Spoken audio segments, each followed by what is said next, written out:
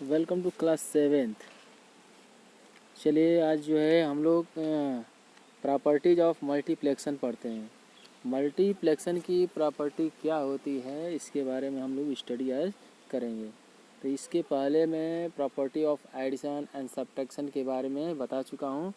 अब हम लोग पढ़ेंगे प्रॉपर्टीज ऑफ मल्टीप्लेक्सन। तो मल्टीप्लेक्सन में जो फर्स्ट प्रॉपर्टी आती है उसका नाम है क्लोजर प्रॉपर्टी। क्लोजर प्रॉपर्टी जैसा कि आपने सब्ट्रैक्शन एडिशन में भी देखा था।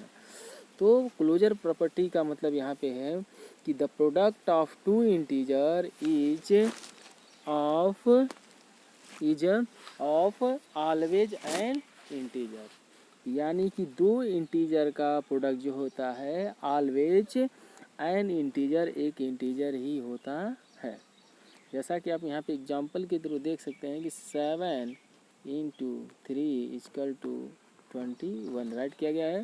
तो 7 is integer and 3 is integer. तो 7 भी इंटीजर है, 3 भी इंटीजर है, बट इनका प्रोडक्ट जो आया है 21, ये भी क्या है आपका इंटीजर ही है।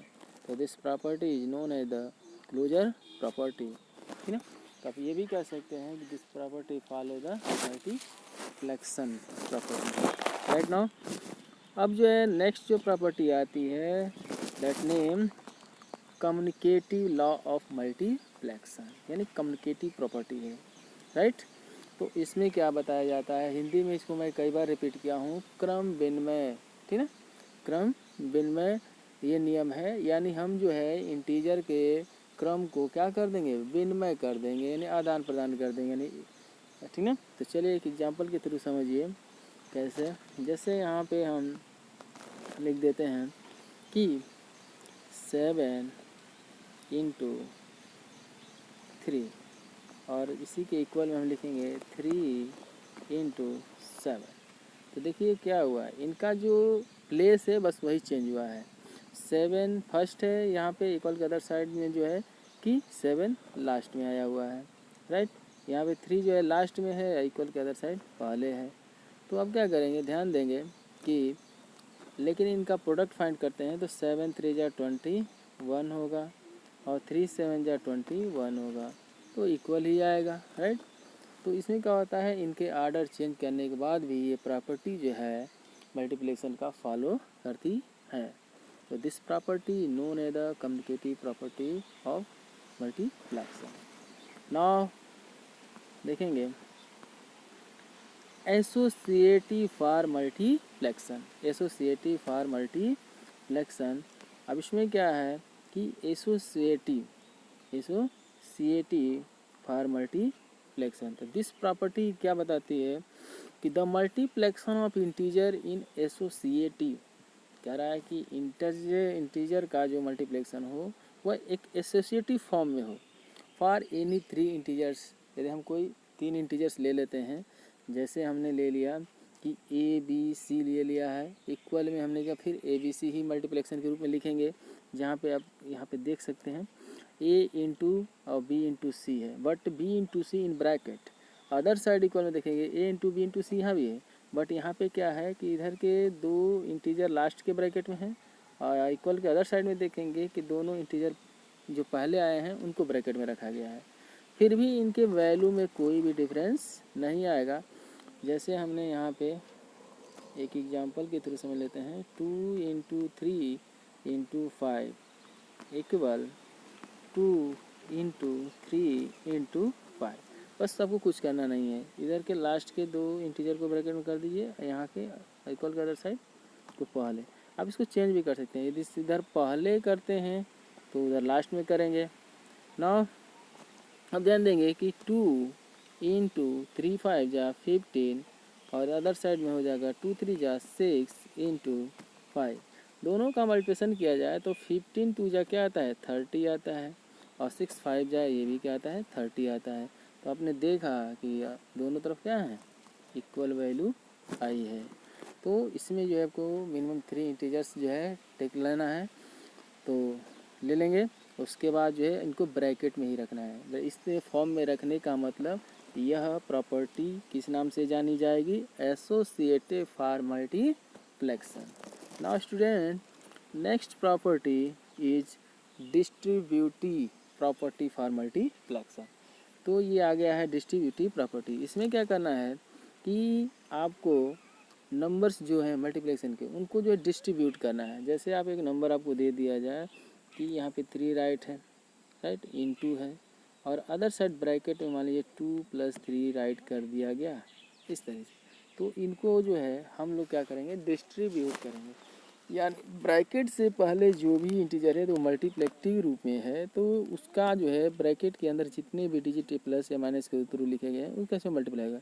यानी 3 का 2 में भी मल्टीप्लाई होगा और 3 का 3 में भी होगा। यानी you can write 3 × 2 then plus फिर 3 × 3 इस तरह से राइट करेंगे। तो 3 × 2 = 6 प्लस 3 × 3 = 9 = 6 × 9 = 15। इस तरह से सॉल्व करेंगे इसको।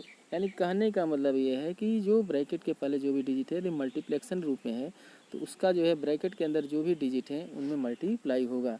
तो 3 का मल्टीप्लाई 2 में भी होगा, 3 का मल्टीप्लाई 3 में भी होगा। एज इट साइन का विषय ध्यान रखेंगे, प्लस माइनस, ठीक ना।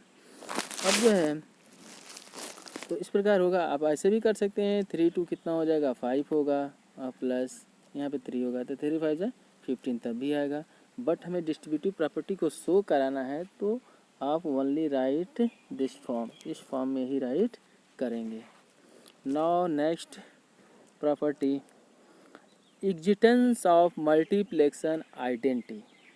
यहाँ पे देखिए मल्टीप्लेक्शन आइडेंटिटी का जो दिया गया है यहाँ पे एग्जिस्टेंस, तो इसमें हम जो है एग्जिस्टेंस लिखने का मतलब हो जाता है कि किसी भी इंटीजर का एक इंटीजर जो हमारा 1 से मल्टीप्लाई करना, तो 1 से मल्टीप्लाई कर देते हैं तो जो वैल्यू उसमें अदर साइड रहेगी वही आएगी। तो इसको बोला जाता है for every integer A V have, कोई भी एक इंटीजर ए है तो 1 के साथ मल्टीप्लाई करना। यानी कहने मतलब हमने 3 ले लिया और इसमें हम 1 का मल्टीप्लाई कर दें या 1 में हम 3 का मल्टीप्लाई कर दें तो ये क्या है, वैल्यू ऑलवेज क्या आएंगे, इसका भी 3 और इसका भी क्या आएगा, 3 ही आएगा।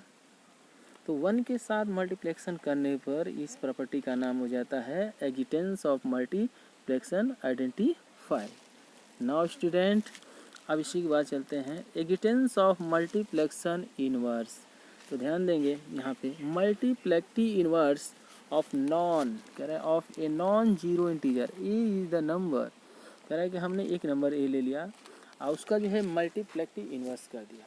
तो मल्टीप्लेक्टिव इनवर्स को पहले समझ लें आप लोग कि जैसे हमने ए लिखा और ए का मल्टीप्लेक्सिव इनवर्स लिखना है तो कुछ करना नहीं, आपको ध्यान देना है कि ए के नीचे हमेशा क्या रहता है, 1 ऑलवेज एग्जिट रहता है।